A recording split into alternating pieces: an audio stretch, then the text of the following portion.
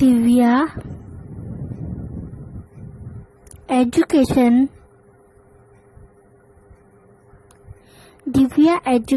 Channel में आपका स्वागत है। आप इंग्लिश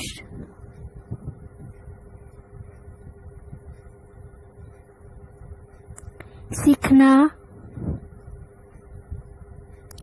चाहते है तो सब्सक्राइब करें, लाइक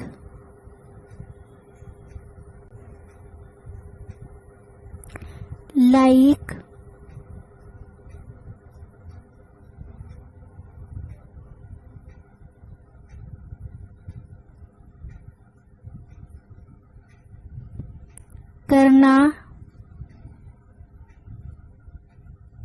ना भूले, लाइक करना ना भूले।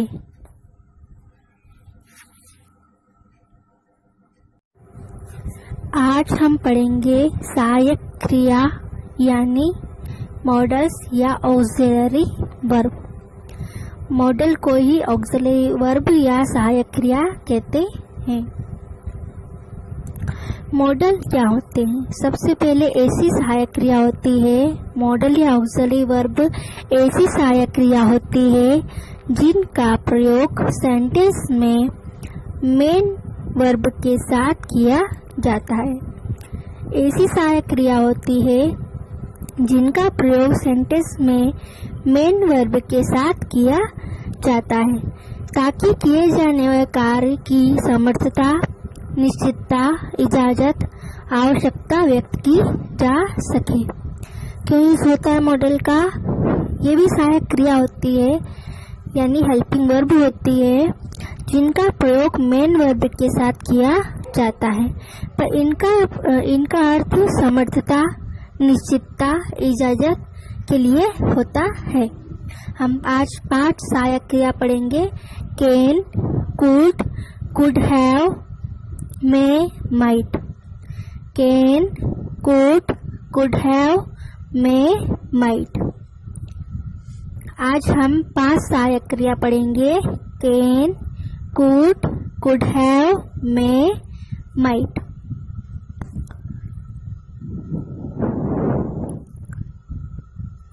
Can, could have, may, might।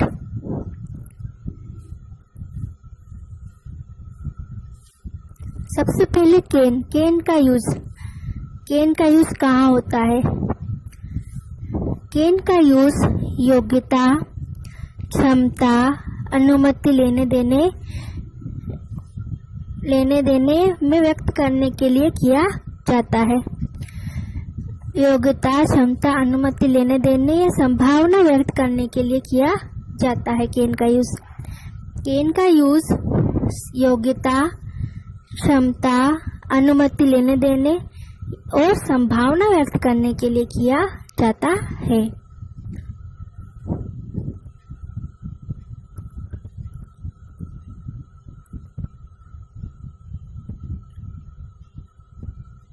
Meaning, can का मीनिंग यानी कैन का अर्थ क्या होता है? सकता है, सकती है, सकते हैं। मीनिंग क्या होता है कैन का? सकता है, सकती है, सकते हैं। कैन का यूज आपने सीखा योग्यता, क्षमता, अनुमति लेने देने और संभावना व्यक्त करने के लिए किया जाता है। इसका अर्थ होता है सकता है, सकती है, सकते हैं। यानी तुम जा सकते हो, वाक्य के अंत में सकता है आया तो ये अर्थ बता रहा है कैन का। यहाँ पे कैन का यूज हुआ है। कैन प्लस वर्ब की फर्स्ट फॉर्म। कैन के साथ हमेशा वर्ब की फर्स्ट फॉर्म ही यूज की जाती है। कैन प्लस वर्ब की फर्स्ट फॉर्म। कैन के साथ हमेशा वर्ब की फर्स्ट फॉर्म यूज की जाती है। एग्जाम्पल, तुम जा सकते हो, तुम जा सकते हो। You can go. एग्जाम्पल में बोल सकता हूँ आई कैन स्पीक। तुम यह खुद कर सकते हैं, you can do this yourself। ऐसे सेंटेंस बनाने के लिए कैन का यूज किया जाता है। एग्जाम्पल, तुम जा सकते हो, यू कैन गो। यहाँ पे वर्ब की फर्स्ट फॉर्म आएगी, कैन के बाद वर्ब की फर्स्ट फॉर्म। यू मतलब तुम, तो तुम जा सकते हो, यू कैन गो। तुम जा सकते हो, यू कैन गो। कैन के साथ हमेशा वर्ब की फर्स्ट फॉर्म यूज की जाती है। मैं बोल सकता हूँ, मैं बोल सकता हूँ। इसका इंग्लिश सेंटेंस बनेगा मैं आई। बोलना स्पीक वर्ब की फर्स्ट फॉर्म आई स्पीक, और बीच में क्या आ जाएगा, helping verb can. I can speak, sentence क्या बनेगा, आई कैन स्पीक, मैं बोल सकता हूँ। आई कैन स्पीक, मैं बोल सकता हूँ। आई कैन स्पीक, मैं बोल सकता हूँ। तुम यहाँ बैठ सकते हो, तुम यहाँ बैठ सकते हो। यू तुम, यू यहाँ ईयर सीट बैठना और सकते हो के लिए कैन, तो हमारा सेंटेंस बनेगा you can seat year, HERE, you can seat year. तुम यहाँ बैठ सकते हो, you can seat year. Could का यूज, कैन का यूज सीखा हमने, अब कुड का यूज। कुड का यूज पास्ट से या भूतकाल की योग्यता बताने के लिए किया जाता है। कैन का यूज प्रेजेंट में यूज होता है, और कुड का यूज पास्ट की योग्यता बताने के लिए किया जाता है। जैसे एग्जाम्पल, जब मैं स्कूल में था तब मैं धारा प्रवाह अंग्रेजी बोल सकता था। ये पास्ट की बात हो रही है, पास्ट की योग्यता बता रहे हैं, तो वहाँ ऐसे सेंटेंस बनाने के लिए कुड का यूज किया जाता है। भूतकाल की योग्यता या पास्ट की योग्यता बताने के लिए कुड का यूज किया जाता है। अनुमति लेने और देने या विनती करने के लिए भी कुड का यूज किया जाता है। एग्जाम्पल, क्या तुम मुझे 100 रुपये उधार दे सकते हो। इसमें अनुमति लेने और विनती का अर्थ निकलता है, वहाँ पे भी कुड का यूज किया जाता है। एग्जाम्पल, जब मैं स्कूल में था तब मैं धारा प्रवाह अंग्रेजी बोल सकता था। अब यहाँ पे सकता था आया, तो ये पास्ट की योग्यता बताने के लिए है, तो यहाँ पे कुड का यूज किया जाएगा सेंटेंस बनाने के लिए। तो when I was at school I could speak English fluently. When I was at school I could speak English fluently. अनुमति लेने और विनती करने के लिए भी कुड का यूज किया जाता है। एग्जाम्पल देखिए, क्या तुम मुझे 100 रुपये उधार दे सकते हो। Could you lend me 100 rupees. Could you lend me 100 रुपी, क्या तुम मुझे 100 रुपये उधार दे सकते हो। यहाँ पे कुड का यूज हुआ, तुम के लिए यू, लेंड मी उधार देना, 100 रुपी यानी 100 रुपये, क्या तुम मुझे 100 रुपये उधार दे सकते हो। Could you lend me 100 rupees.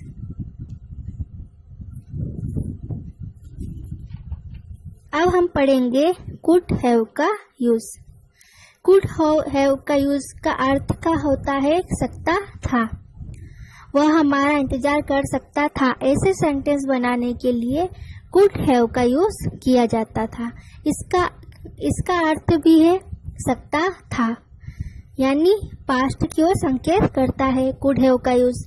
Could have का यूज सकता था मीनिंग होता है, और कुड हैव के साथ वर्ब की थर्ड फॉर्म का यूज किया जाता है। कुड हैव का यूज वर्ब की थर्ड फॉर्म के साथ यूज किया जाता है और इसका मीनिंग होता है सकता था, यानी ये भी पास्ट की ओर संकेत करता है। जैसे एग्जाम्पल, वह हमारा इंतजार कर सकता था, यहाँ पे सकता था यानी कुड हैव का यूज होगा। कुड हैव के साथ वर्ब की थर्ड फॉर्म यूज की जाती है।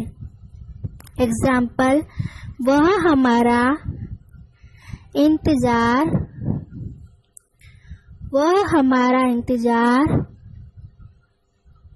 कर सकता था।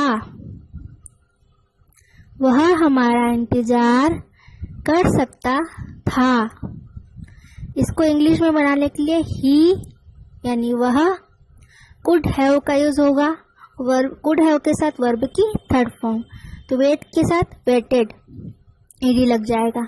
तो he could have waited for us. He could have waited for us. वह हमारा इंतजार कर सकता था। अब हम सीखेंगे में MAY का यूज करना। में कहाँ यूज किया जाता है? में का यूज संभावना व्यक्त करने के लिए यूज किया जाता है। में का यूज भी संभावना व्यक्त करने के लिए, अनुमति देने लेने में भी इसका प्रयोग किया जाता है। में का यूज संभावना व्यक्त करने के लिए, अनुमति लेने देने में भी इसका यूज किया जाता है।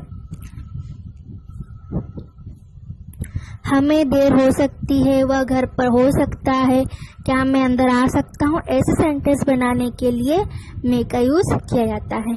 में के साथ हमेशा वर्ब की फर्स्ट फॉर्म का यूज किया जाता है। में के साथ हमेशा वर्ब की फर्स्ट फॉर्म का यूज किया जाता है और संभावना व्यक्त करने के लिए और अनुमति लेने देने में भी इसका यूज किया जाता है। एग्जाम्पल, हमें देर हो सकती है। हमें देर हो सकती है।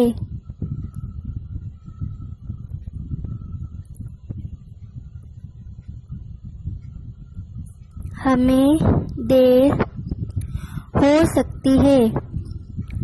We may be late. We may be late.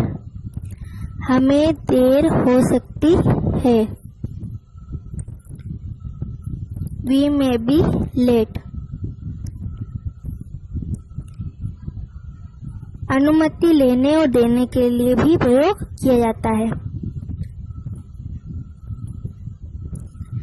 अनुमति लेने देने में भी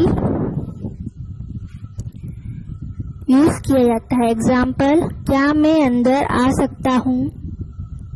क्या मैं अंदर आ सकता हूँ? May I come in? May I come in? क्या मैं अंदर आ सकता हूँ? क्या मैं यहाँ बैठ सकता हूँ? May I sit here? ऐसे सेंटेंस बनाने के लिए may का यूज किया जाता है। क्या मैं अंदर आ सकता हूँ? May I come in? क्या मैं यहाँ बैठ सकता हूँ? May I sit here? अब हम सीखेंगे might का यूज। MIGHT माइट का यूज। माइट का यूज कम संभावना व्यक्त करने के लिए किया जाता है। माइट का यूज कम संभावना व्यक्त करने के लिए और अनुमति लेने देने के लिए, जहाँ पर थोड़ी सी हिचकिचाहट हो वहाँ पर यूज किया जाता है माइट का। माइट के साथ वर्ब की फर्स्ट फॉर्म का यूज किया जाता है। MIGHT माइट के साथ वर्ब की फर्स्ट फॉर्म का यूज किया जाता है। कम संभावना व्यक्त करने और अनुमति लेने और देने में माइट का यूज किया जाता है।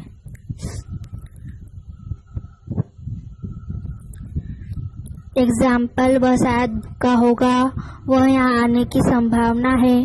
ऐसे सेंटेंस बनाने के लिए माइट का यूज किया जाता है। एग्जाम्पल, वह शायद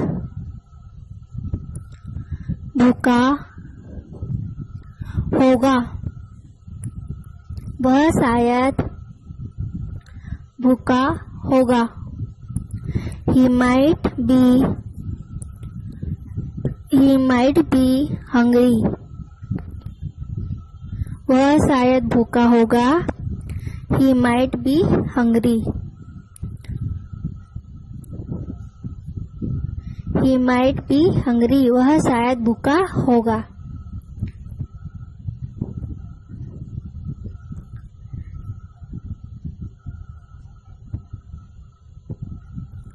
माइट का यूज अनुमति लेने और देने में यूज किया जाता है, जहाँ पर थोड़ी सी बात कहने में हिचकिचाहट हो। जैसे, क्या मैं एक सवाल पूछूं? क्या मैं तुम्हारी साइकिल ले जाऊं? ऐसे सेंटेंस पूछने के लिए माइट का यूज किया जाता है। क्या मैं एक सवाल पूछूं? Might I ask a question? क्या मैं एक सवाल पूछूं? क्या मैं तुम्हारी साइकिल ले जाऊं? Might I take your bicycle? क्या मैं तुम्हारी साइकिल ले जाऊं? Might I take your bicycle? क्या मैं एक सवाल पूछूं? Might I ask a question? ऐसे सेंटेंस बनाने के लिए माइट का यूज किया जाता है।